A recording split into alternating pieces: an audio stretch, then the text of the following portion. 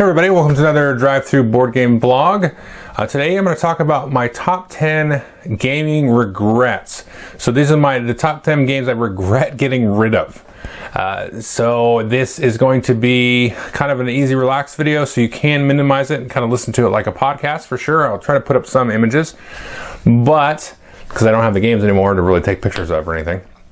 But you can actually listen to it as a podcast. I have been releasing reviews and top 10 lists and vlogs and stuff on a podcast that I'll put some links to the iTunes and various feeds below. But some folks had asked that I start doing that, and so I started doing that, and you can listen to it while on your way to work or whatever, or while you're at work. So let's just jump into this top 10 regrets.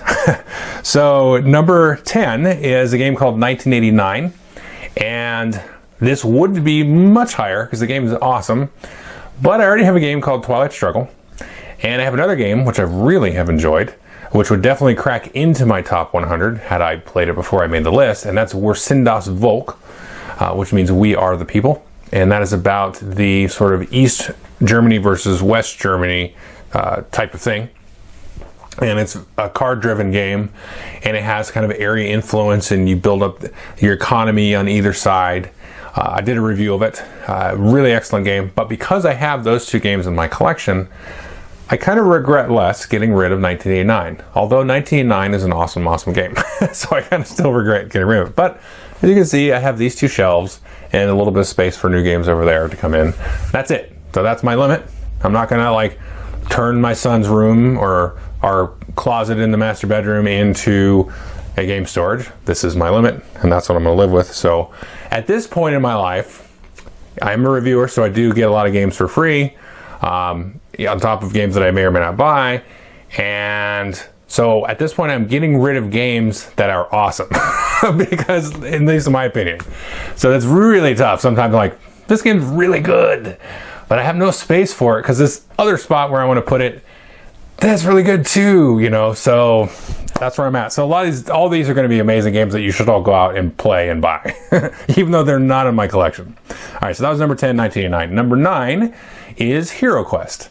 Again, one that I don't regret as much because I have games like Shadows of Brimstone and so on that I would much rather play.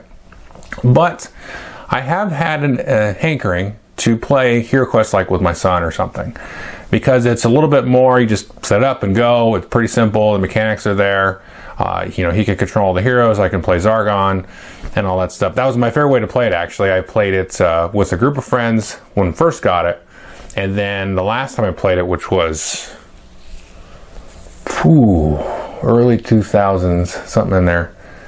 Probably 15 years ago, let's call it, at this point. And a friend of mine set it up. He had played it long ago, and then he set it up. He played Zargon, and I played all the heroes, and we just played through the whole campaign that way. It was awesome. We had a great time. We played it like over the course of a week or something. It was great. But I'd like to do that again. And it just, it's like, kind of a roll and move kind of thing, and there's not a lot going on. But, it's just super fun and quick to play. So number 8 is The Boss, and this is a game I also regret getting rid of. I think this is being reprinted, so I might be able to actually pick it up again, but this is a very interesting, different kind of game. I did a review of it. I don't think there's many reviews of it, so you might just have to watch mine. You might be stuck with that, but definitely take a look at this. It's got this kind of interesting deduction kind of thing happening, where you're kind of like, it's almost like a blind bid, but not quite. But you're kind of sending gangsters or different things to different cities, and then you're trying to have the most influence on there, so it's kind of a blind area control kind of thing. But you can be trying to kind of throw people off in terms of where the most valuable money is going to be at and stuff like that. So take a look at the review. It's a really, really interesting game. The reason this is not in my collection is because not a lot of people I've played it with have really liked it. I think I'm the one that has liked it the most. We played it with the family. I played it at work at lunch, and I played it, with my gamer group. And nobody was really, really sold on it. And I had it for a while there. I'd bring it, and people were like, let's play something else. So they just kind of got rid of it at that point. But I recommend it highly. I may end up picking it up again when it comes out. Maybe they'll make a rule tweak or something that'll really push it up in people's minds. But I don't think it needs one, but who knows. So that was 10, 9, 8, 7 is now Settlers of Catan with Seafarers of Catan and Cities and Knights. I talked about this in my previous top 10 to a large degree. This is a game I regret getting rid of, and I still have an inkling to play this. It's the best way to play Catan. I talked a lot about it in my last top 10, so I don't want to go over too much. But this is another one I regret getting rid of because I do really enjoy Catan. I've kind of gone back and forth on it, but the last couple times I played Catan was, well, some of those were Star Trek Catan and some of them was basic Catan, but I really did kind of enjoy it. This kind of fixes some of the problems where it's just like so focused on trading. You still need to trade a little bit. But there's kind of enough else going on in terms of these different tech trees and stuff, and you can kind of have these different map layouts. So it's not the same damn island of Catan layout all the time. That really kind of spiced the game up and make it a little bit more interesting. So to me, it's kind of an easy, light civilization game at that point with various map setups that it's kind of easy to play, and you don't really have to get too crazy like Clash of Cultures or Through the Ages where you're like just in there like all this stuff's happening. You can just kind of play relaxed and a little bit easier. So I think that deserves some credit for that. The next one is number 6, and that is The Great Zimbabwe. This is from Splotter Games, and I do regret getting rid of this one. The reason I got rid of this one is because like pretty much nobody I played this with liked it. I think somebody's going to pipe up and say, "Oh, what do you mean I liked it?" But I don't know. Every time I play with people, they're like, "Nah, I didn't really like it." So I'm like, okay, nobody likes this, so I'm going to get rid of it. Thankfully, I have Food Chain Magnate now, and it seems like a lot of people are really enjoying that one. And I'm pretty sure I like that better than Great Zimbabwe.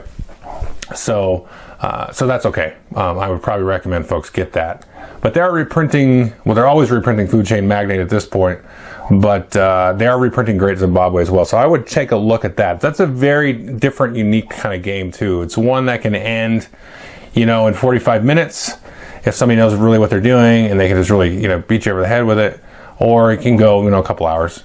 It doesn't go too long. But very interesting, unique game that there's not really anything like. It does kind of remind me of Food Chain Magnate to a degree, but it's still very, very different.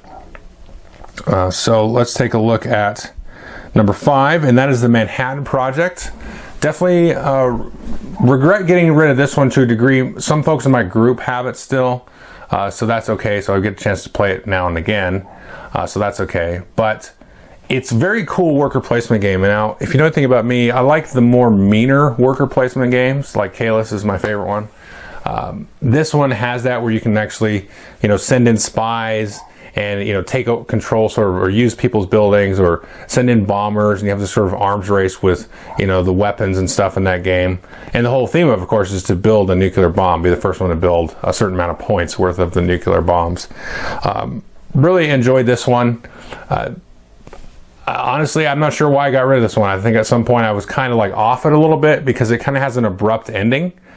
I was just kind of like, not, it's like critically, it's fine. There's nothing wrong with it. It's really fun, but it kind of ends sometimes where it's like, it's abrupt, and it's just kind of, you can kind of be picked on a little bit, maybe with the bombing, you feel like you're being picked on. But having played it a few times since I got rid of it, I'm like, oh, okay, kind of easy. I'm a little bit more easygoing about it, and you just kind of learn some different tactics and things to get around being picked on or picking on somebody else, and having a group of players that have all played it a bunch makes it really easy to get into. So I do definitely regret getting rid of that one. Let's see, number 4 is Railways of the World. I actually made this list like a month ago, and I think this would be a little higher on the list now that I'm thinking about it, because I've been playing some Steam lately on the App Store. So I'm like, yeah, Steam, I like that a lot better than Railways of the World. But when I was sit down to make this list, it just dawned on me I should have read through this list, but that's okay. When I sat down to make the list, I was like, I kind of miss Railways of the World. I like the card polling and stuff like that. And I like kind of just a little bit easier than Steam, at least, the more like the full game of Steam. And I kind of liked it. So it's pick up and deliver, you're kind of delivering goods and, all that stuff, just like Steam. But you have these kind of special abilities that you kind of draft off the cards, which makes it pretty interesting. And it looks really cool and big on the board. It would be kind of another one I'd like to bring back out with the family and stuff.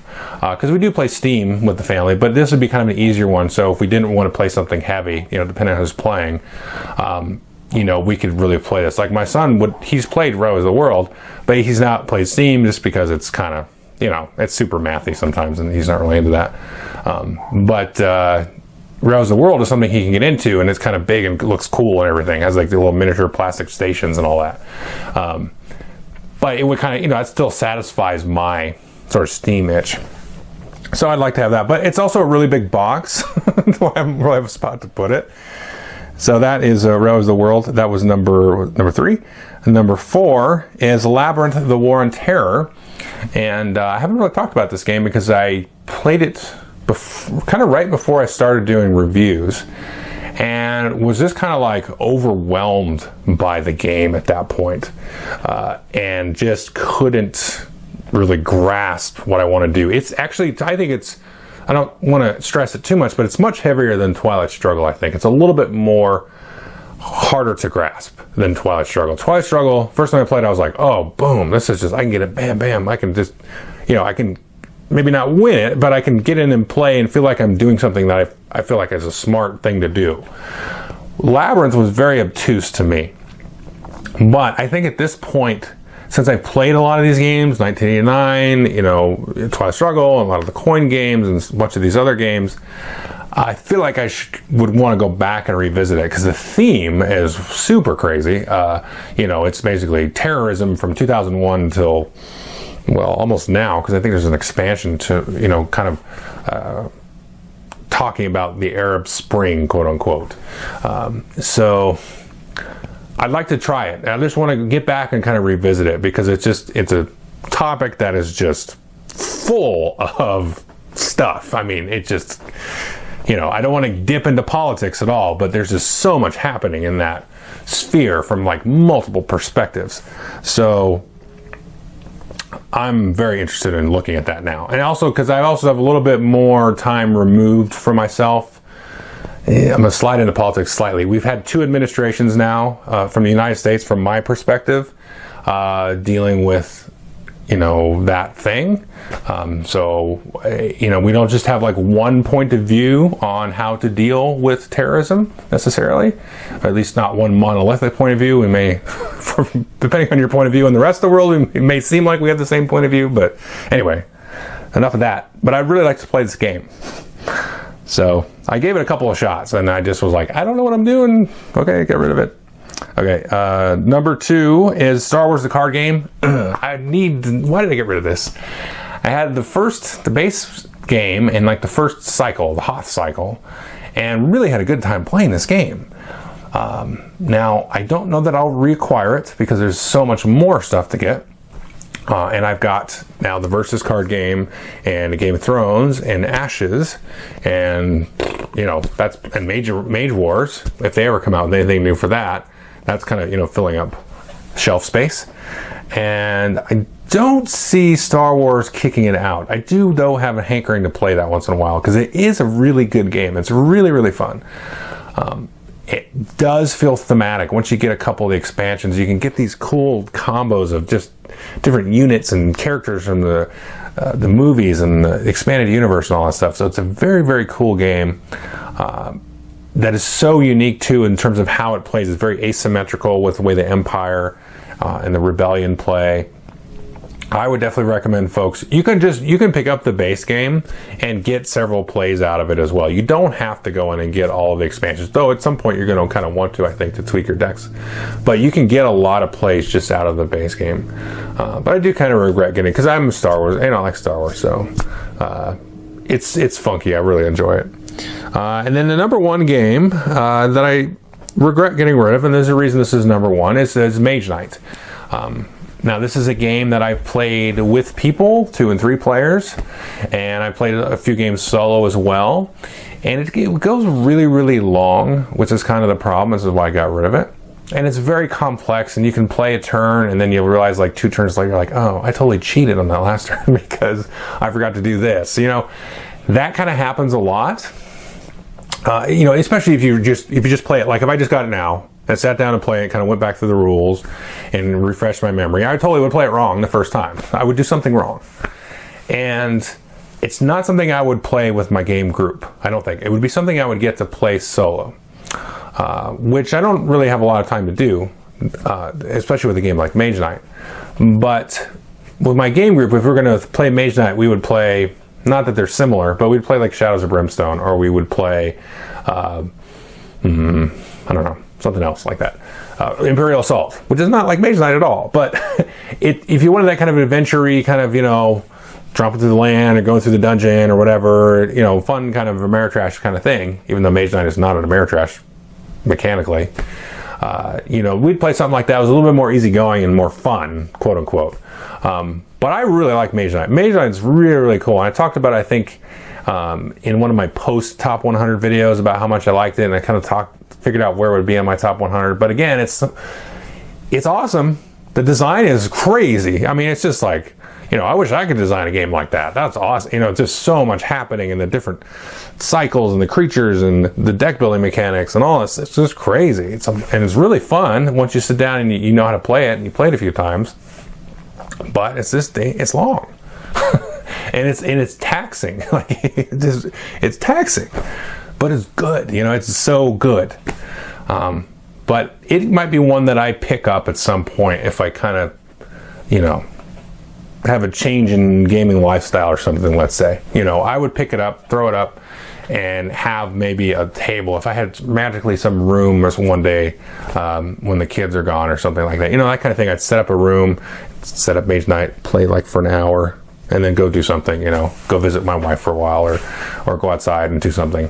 It'd be that kind of game where I'd want to set up like a long war game, you know, like, you know, a lot of folks, they'll set up, you know, a game of no retreat or a coin game or, you know, Case Blue or something crazy. They'll leave it downstairs in their basement all set up, and they come down on the weekends, they'll play for a couple hours, and they leave it, and they come back to it. And that's kind of how Mage Knight is. I think that would be a fun way to play it. Because you could take your time. You could take 20 minutes on a turn, and then, you know, and I like the theme of it. I like the adventure feel of it. But yeah, I think that's the one that if I really think about it, at the end of the day, I'm like, oh, what do I, you know, regret getting rid of? What do I feel like playing? Oh, you know, once in a while, Mage Knight. I'm like, oh, Mage Knight, yeah, that would be fun. And solo, no, I don't want to play with people. I don't have to sit there for 20 minutes while you figure out what to do. Okay, so that's kind of interesting. I don't know if that's interesting for people. It was interesting for me to make the list, and I don't think I would really talk myself into getting any of these except Mage Knight. But there's stuff that, like, if you brought to me Star Wars, the card game, or you said, hey, I had Labyrinth, let's play that. You know, I'd totally read up on the rules and play it and stuff. But they are games that I want handy. I want somebody else to have them. Like Manhattan Project, you know, at least 2 people I think in my game group have it. And so I'm glad. Please keep those so that when you do bring it out, we can play it and have fun with it. Because it is an interesting... this isn't just a reviewer thing either. It's an interesting kind of thing that happens with board games, is because, you know, you first get into it and you enjoy it. Your friends bring the games over and maybe buy the games and you just play their games. And maybe you never go beyond that. You just play other people's games, and that would be awesome if I had that personality. But I don't. And so, you know, then you start your own little collection, and you have a little shelf. It's nice. You know, look at that little shelf of games. That's nice. And then you get a bigger shelf. And then you start making videos on YouTube, you know. But anyway, yeah, it's an interesting point where you get to the point where you're like, okay, now I have too many games. I need to get rid of this crap. This stuff needs to get out of my house. As I can't. I'm like drowning in the games. You know, you don't need to be a reader to do that. I've seen enough people with collections like, you don't review games. Why do you have so many? You know? So there's a point where you have to start like making the tough call and getting rid of it. And that's just it's a weird thing, because it would be nice if you could just like shrink them down. Like video games, you just like, they take up hard drive space, and nowadays you just upload them, you know, you get them from Steam, from the cloud, and you just go, oh, I don't want this game, I'm running out of hard drive space, delete. And then 3 years later, or 10 years later, if Steam is still around, you just say, oh, I want to play Grim Dawn again, and then you download it. Grim Dawn is awesome, by the way, and it's a new game. And yeah, and so it's just so much easier that way. Okay, that's the list. Thank you.